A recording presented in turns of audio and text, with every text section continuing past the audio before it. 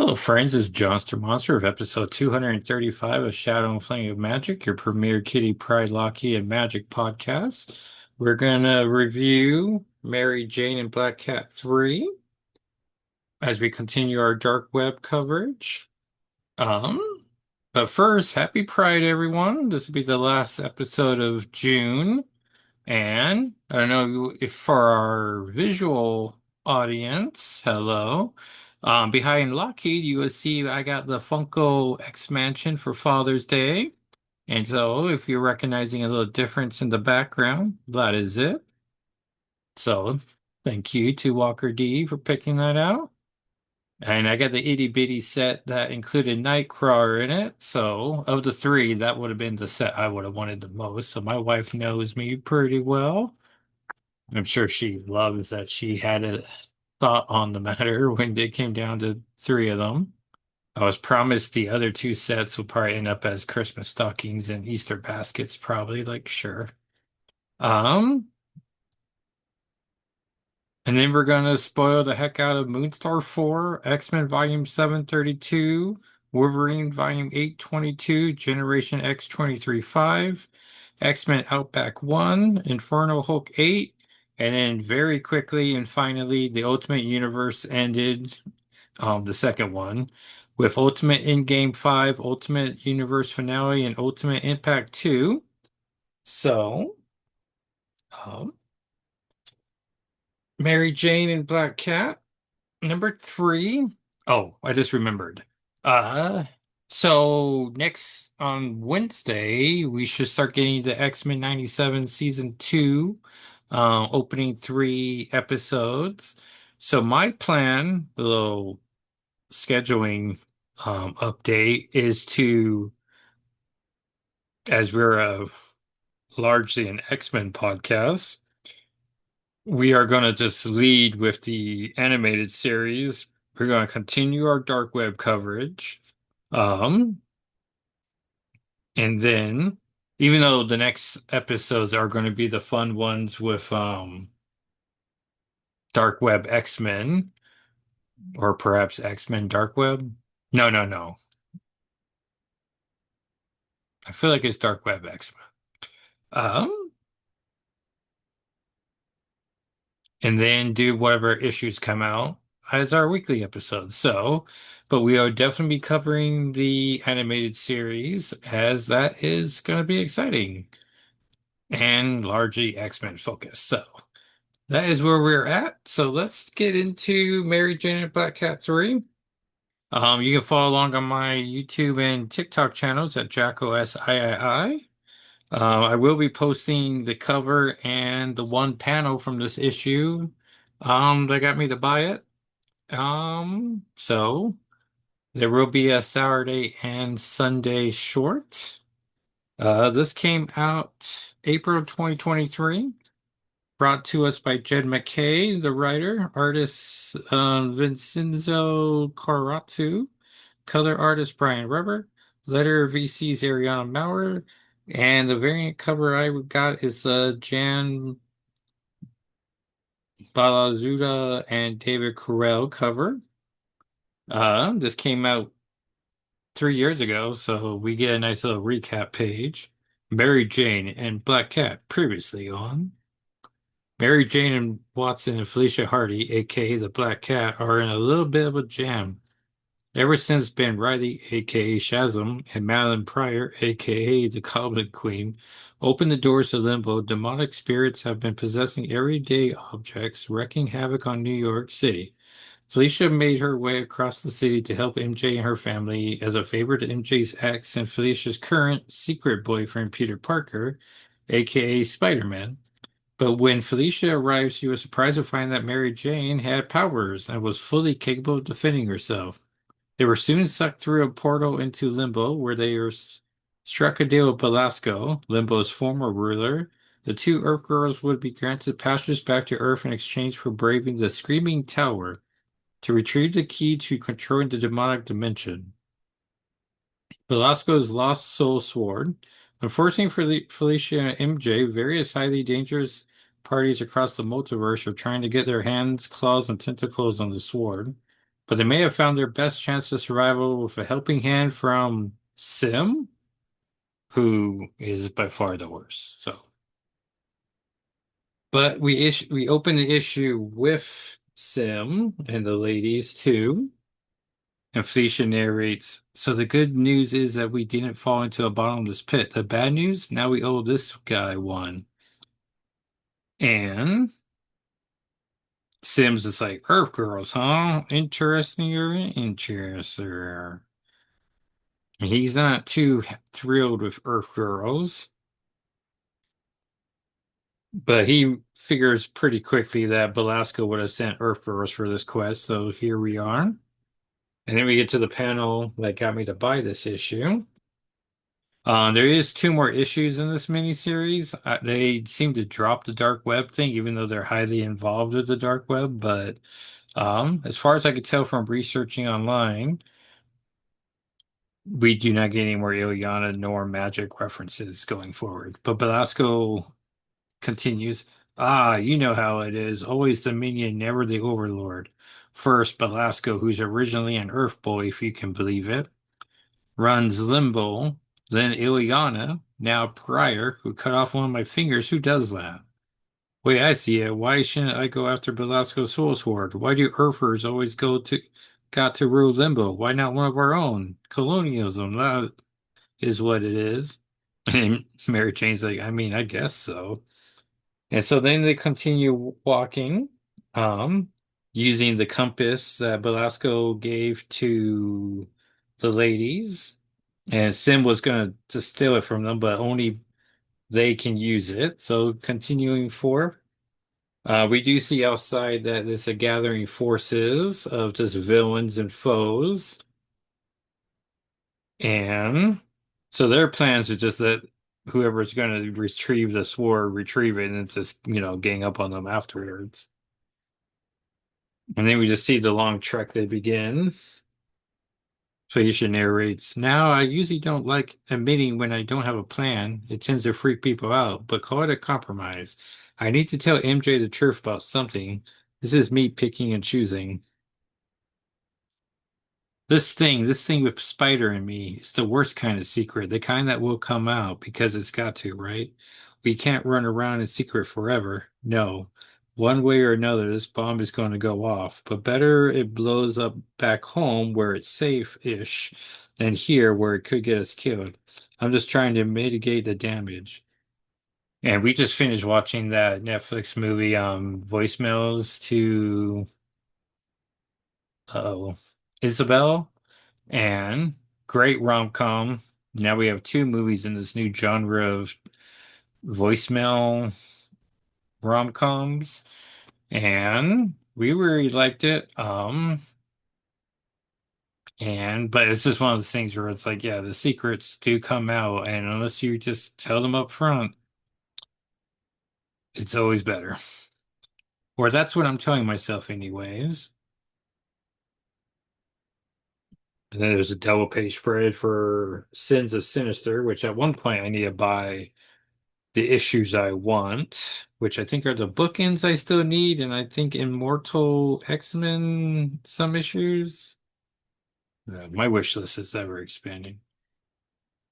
Oh, for God's sake, she's not making this easy, as MJ shares that her and Felicia make for a great team, and together they can't lose, as they start getting bombarded by the birds of Limbo.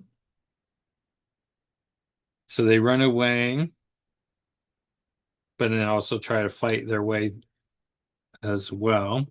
Sim shares with them that the guardian of the Screaming Tower is not to be messed with. As we turn the page and see that the guardian of the Screaming Tower should not be messed with. He's a giant, I don't know, like a Beetlejuice snake with one big old eyeball sticking out. So not great. Sandworms, that's what they are on Beetlejuice. Um, Meant to note to not say that name a third time, right?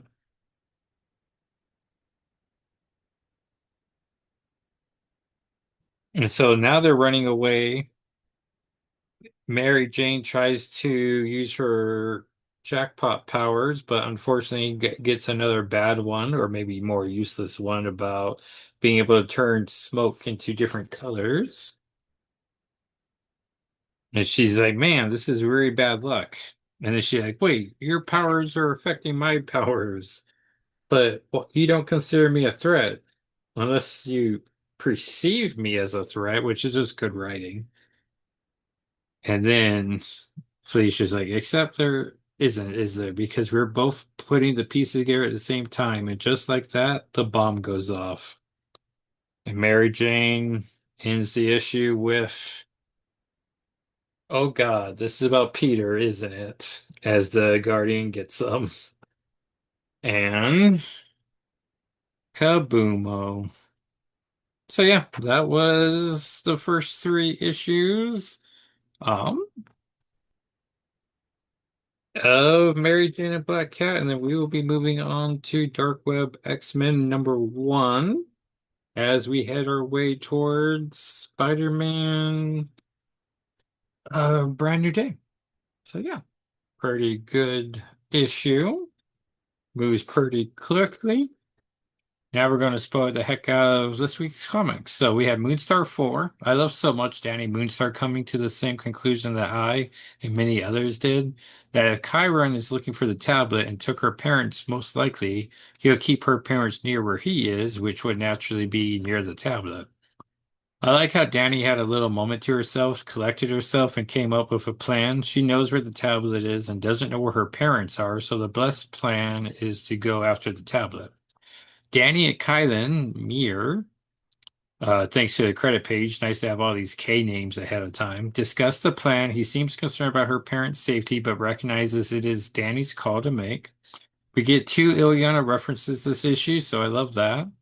Um, which, by the way, oh yeah, I guess the website Shadow Playing with Magic will be turning 13 on the 30th, so um you can go to the website to follow all my reviews and thoughts on latest news that comes out.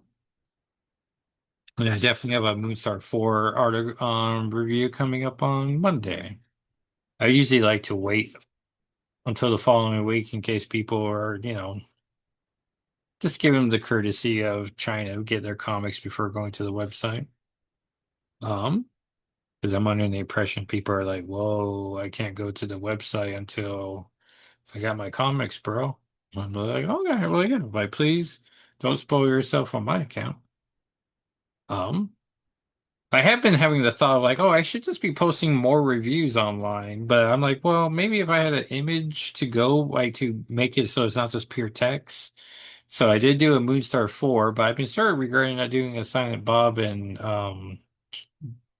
Days of Future Past because I could have at least done an image from the Days of Future Past homage they did, but I think I've missed my window on that. But I did give a lot of time before making a post about Moonstar 4 and just being like, I'm like, it's my website. I should be able to, like I make the rules on it.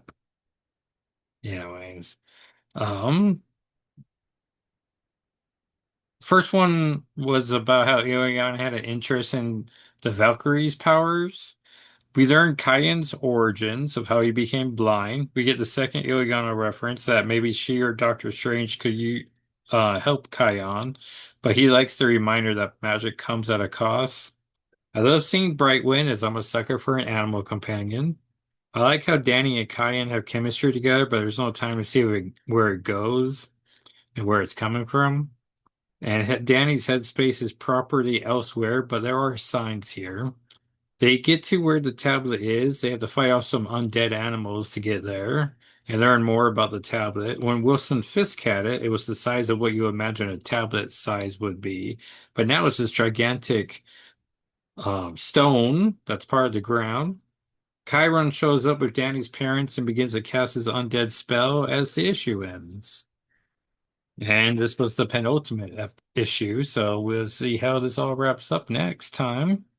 X-Men Volume 732, another Magicless issue.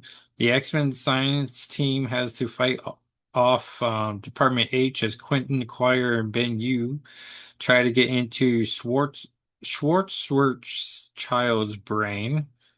Honestly, I do not care for the implication of that name, nor just the name alone, which is quite empty except for a time bomb. I like seeing 70s Beast be a field leader. That's pretty nice. He injects Magneto with dextromethorphan X that we first saw used in Infernal Hulk X. More on issue 8 later. Animalia gets a cool moment of reaching one of the Department H goons. No Alpha Flight this issue, and Zorn begins healing those who got hurt. So, solid second part of a arc. Wolverine Volume 822. We finally got Dr. Cia Reyes back in the X book. She's a top 10 X-Man for me. We haven't seen her since Joe Kelly wrote her in the Age of Revelation Radioactive Spider-Man series. She was the best part of that title. Trying to think who my top 10 are. Kitty with Lockheed. Um,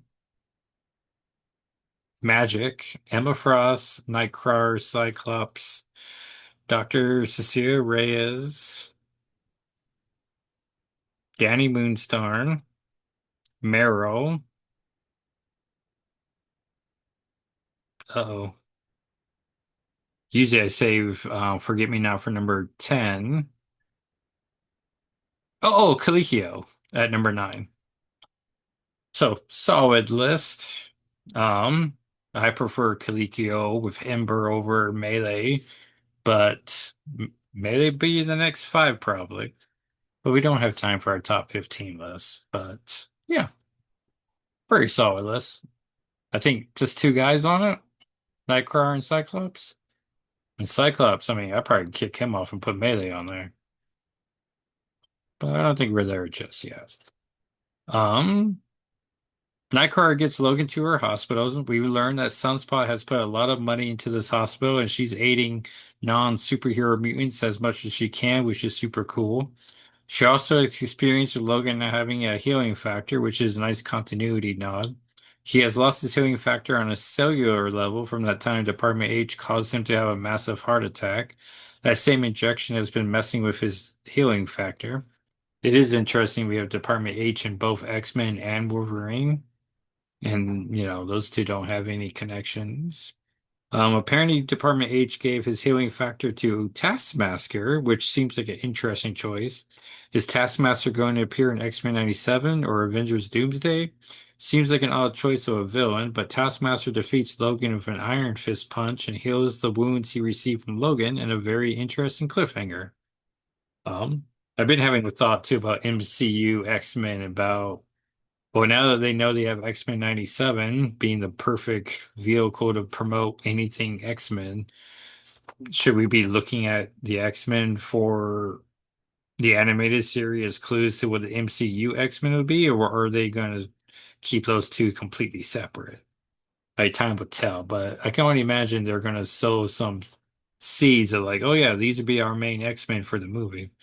Though whenever people talk about the MCU X-Men, I'm just like, well, you're gonna have to add Miss Marvel to that cast. Like they've been making a pretty big point that she's gonna be a mutant. So, where else would you put her but in the X-Men? Um, I did see Fablemans and largely because Disclosure Day came out, and I just remember hearing people be like, "Oh, that actress should be Kitty Pryde in the movie." And I'm just like, now that I've seen Fablemans, I'm like, I'm not sure the older sister should be Kitty Pryde, but I can see where they have that thought about it, but I don't know. Forget what her actress name is. Ends of Butters. That part I know for sure. Generation X 23 issue 5, we get the origins of X 39 or Infinite, as he'll like to be called now. X 80 provides the origin in a very cool sequence of pages. It looks like they and us are peering into the time period, watching the events live-ish. Laura rescues Gabby and the others, and they are outside, but I would have sworn the Slits, which often lie, state they are dealing with the facility going forward. X-Men Outback 1. I know podcasts like Comic Book Queers and Celebra will cite the Outback era as the best era, but I'm a Paul Smith guy. I would love a retro series of that team or even an Excalibur series. I would love an Excalibur retro series so much. If you love the Outback era, this should give you those feelings again. It is Logan's birthday, so Sabretooth has to find him to torture him. He has brought along dogs. Now he's a threat to the entire X-Men somehow. They defeat him. Betsy removes those memories, and continuity's kept intact. Then we get Infernal Hulk 8. Infernal Hulk has both Glob Herman and Multiple Man for some reason. I can only imagine Jamie Madrox is going to be used as a battery of sorts. Meanwhile, Bruce is trying to create a new Hulk. They find Scar and a tree that heals, which is good as Bruce's cells have zero gamma to them, but maybe he can get them back now. There's also a very sad subplot with Betty Ross. So that part was unfortunate. And then his just knockout Ultimate Universe or the Ultimate Second Ultimate Universe. So Endgame 5 ended in what I thought was a whimper. The Maker gets blown up, Spider-Man gets revived, which I don't think I recognize that he died. And the series is over. So then we get the finale. Nice that we get a few bonus pages to end things on a high note. Little May gets her own symbiote. Sabretooth, Artie, and Leech are fine, and Logan joins them on his birthday. Jean takes Sentinel-1 off to some more adventures. The Ultimates and Black Panther and Storm are up to things. Final page of the Ultimate Universe will return, which I have zero interest in that, so we'll see. Then Ultimate Impact Reborn 2 just has the Punisher, who's going to be in Spider-Man, and he was on nearly every page, which I'm like, I get it. We're about to get a bunch of mini-series and one-shots and crossovers with Deadpool going forward. So I did finish Punisher season 2, and I probably should knock out the Punisher, the recent MCU tie-in. So I'll see if I'm not exhausted after this, but if not, I'll try to watch it this weekend. But we are entering July, so we're gonna need to watch that before the movie comes out. Next week's comics, pretty solid week. We have X-Men United 5, which the preview pages shows us Bronze and Marigold back, so that's pretty great. What If Secret Wars 1, which does have Ultimate Shadowcat, so we're happy about that. Iron Man 7, um, Marvel Swimsuit Special, brand new Beach Day, which does have Lockheed on, I think, the opening page, so we're great there. And then Wade Wilson, Deadpool 6, which we probably won't cover here, but all right. Um, just trying to look over my. Oh, yeah. So top X titles, we updated it to Magic Colossus 5, Moonstar 4, Infernal Hulk 7. Um, just no magic, so 7's still the better issue than 8, but eight's building on 7. X-Men United 1 with Marigold. Uh 5 Avengers Volume 934, Generation X 23 1. X-Men 97 Season 2 1. Sorcerer Supreme 3, Uncanny X-Men Volume 628. We end the list with Jay and Silent Bob, Jay's the Future Past.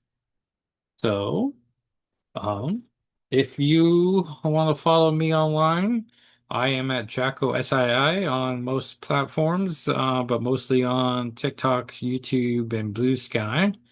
Um, you can follow my writings at shadowandflameofmagic.com.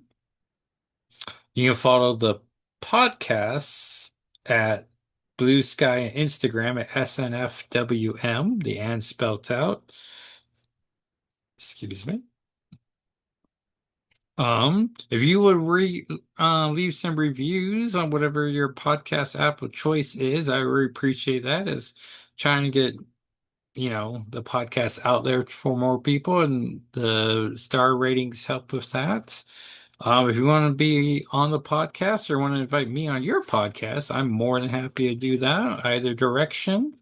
Um, as you gotta get those interview skills. There's only one way to get that.